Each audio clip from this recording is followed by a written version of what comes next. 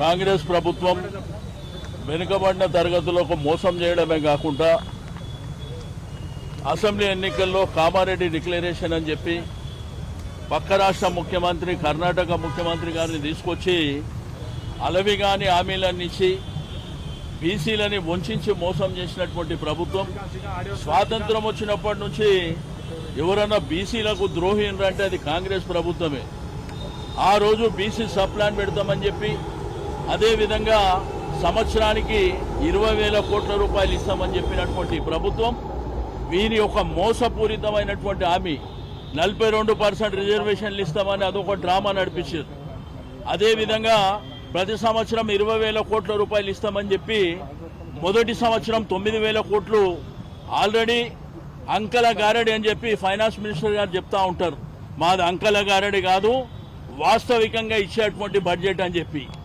కానీ మొదటి సంవత్సరం వాళ్ళు ఖర్చు పెట్టింది మరి 800 కోట్ల రూపాయలు. అదేవిధంగా రెండో సంవత్సరం 11,000 కోట్ల రూపాయలు కేటాయింపులు చేసి అందులో ఖర్చు పెట్టింది కూడా 3,000 కోట్ల రూపాయలే. మరి ఈ విధమైనటువంటి మోసాలు చేయడమే కాకుండా మా వాళ్లకు కాంట్రాక్టులు ఇస్తామని చెప్పారు, అది ఒక మోసం. బీసీలని స్వాతంత్రం వచ్చినప్పటి నుంచి మోసం చేసినటువంటి కాంగ్రెస్ ప్రభుత్వానికి బుద్ధి చెప్పే రోజులు ఆసన్నమైనాయని చెప్పి నేను ఈ సందర్భంగా తెలియజేస్తా ఉన్నాను. ఈరోజు సమాజంలో 50% పైన ఉన్నటువంటి బీసీలకు మరి ఆ రోజు డెడికేషన్ కమిషన్ అని జీవోలని ఆర్డినెన్స్లని మరి కేంద్రంలో అక్కడ ఢిల్లీలో వెళ్ళి జంతర్ మంతర్ దగ్గర ఒక సర్కస్ నడిపించినటువంటి కాంగ్రెస్ మరి ఈ రోజు రాష్ట్ర వ్యాప్తంగా ఉన్నటువంటి బీసీలు మరి రోడ్ల మీదకి వచ్చేటువంటి రోజులు ఆసన్నమైనవి అని చెప్పి నేను ఈ సందర్భంగా తెలియజేస్తూ తప్పకుండా రాబో రోజుల్లో ఈ కాంగ్రెస్ ప్రభుత్వాన్ని బీసీలే బొంద పెడతారని చెప్పి నేను ఈ సందర్భంగా తెలియజేస్తా ఉన్నాను.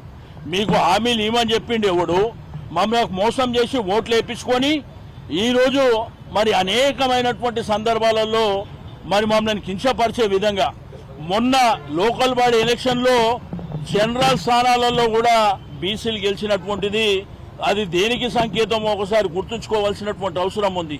కాబట్టి ఆ రోజు కేసీఆర్ గారి ప్రభుత్వంలో మరి అనేకమైనటువంటి కార్యక్రమాలు మాకు గురుకుల పాఠశాలలు 19 ఉంటే 327 చేశారు. ఆ తర్వాత ఇంజనీరింగ్ కాలేజీలు కావచ్చు, ఇంజనీరింగ్ కాలేజీలతో పాటు జూనియర్ కాలేజీలు, డిగ్రీ కాలేజీలు, మెడికల్ కాలేజీలు 119 ఉంటే గతంలో 17 ఉంటే 119 చేయడం జరిగింది. మరి రెండో సంవత్సరం దాన్ని డబల్ చేసి 238 చేసినటువంటి ఘనత. అదేవిధంగా విదేశీ విద్య విషయంలో కూడా మరి 20 లక్షల రూపాయలు చదువుకున్నటువంటి పిల్లలకు మరి జ్యోతిరావు పులే పేరు మీద మరి విదేశాలకు పంపించినటువంటిది కూడా కేసీఆర్ గారు చేశారు.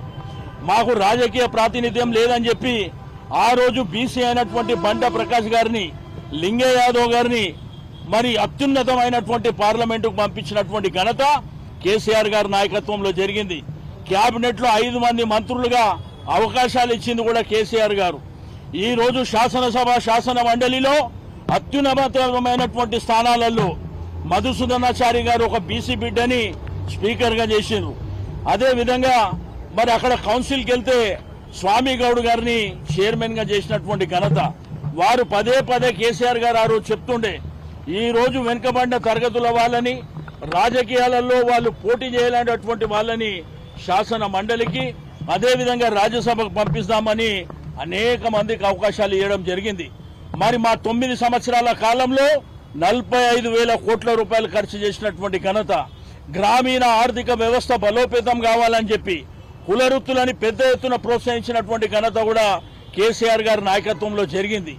కానీ ఈ కాంగ్రెస్ ప్రభుత్వం వచ్చిన తర్వాత మోసాలు చేయడమే కాకుండా అన్ని డ్రామాలు నడిపించారు. ఆ రోజు 42% రిజర్వేషన్ అది 9th షెడ్యూల్లో పెడితే తప్ప జరగదని చెప్పి మేము పదే చెప్పినా మోసపూరితంగా అసెంబ్లీలో పెట్టి తీర్మానం చేసి ఢిల్లీకి పంపించడం. గతంలో కూడా కేసీఆర్ గారు కూడా తీర్మానం చేసి పంపించారు. కాబట్టి అనేకమైనటువంటి అలివిగాని హామీలు ఇచ్చినటువంటి ప్రభుత్వానికి రాబో రోజుల్లో మరి బుద్ధి చెప్పడానికి రాష్ట్రంలో ఉన్నటువంటి బీసీ వర్గాల ప్రజలందరూ సన్నద్ధంగా ఉన్నారని చెప్పి నేను ఈ సందర్భంగా తెలియజేస్తా ఉన్నాను. తప్పకుండా మరి ఇప్పటికైనా కానీ ఈ ముఖ్యమంత్రి గారు ఈ ప్రభుత్వం కళ్ళు తెరిచి మరి మీరు ఏదైతే ఇచ్చినటువంటి హామీ 20,20,000 కోట్లు ప్రతి సంవత్సరం పెడతామన్నారో అది పెట్టవలసినటువంటి అవసరం ఉన్నదని చెప్పి నేను ఈ సందర్భంగా తెలియజేస్తూ, లేకపోతే తప్పకుండా బీసీలు మీ మెడల్ వంచడమే కాకుండా రాబో కాలంలో మరి కాంగ్రెస్ పార్టీని బొందబెడతారని చెప్పి తెలియజేస్తా ఉన్నాను.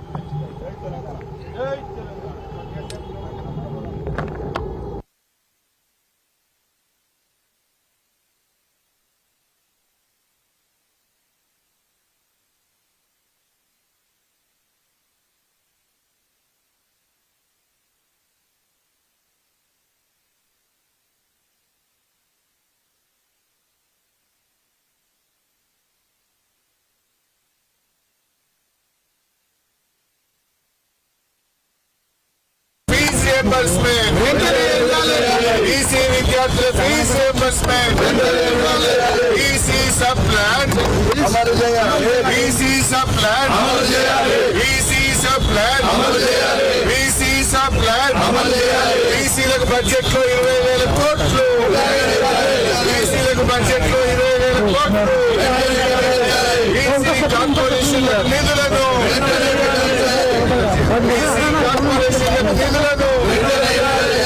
ఈసీ కార్పొరేషన్లకు నిధులను, SC sub plan SC sub plan SC sub plan ఈసీలకు 20,000 కోట్ల బడ్జెట్ ను, ఈసీలకు 20,000 కోట్ల బడ్జెట్ ను,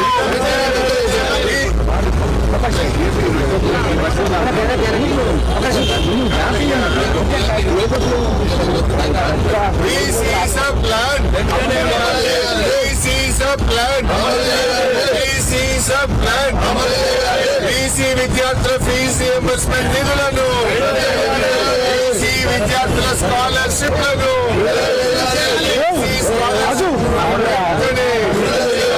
ఈసీ విద్యార్థుల స్కాలర్షిప్లను, Ramareddy declaration Ramareddy declaration Ramareddy declaration Ramareddy declaration బీసీలకు 20,000 కోట్లు, బీసీలకు సంవత్సరానికి 20,000 కోట్లు, సంవత్సరానికి 20,000 కోట్లు.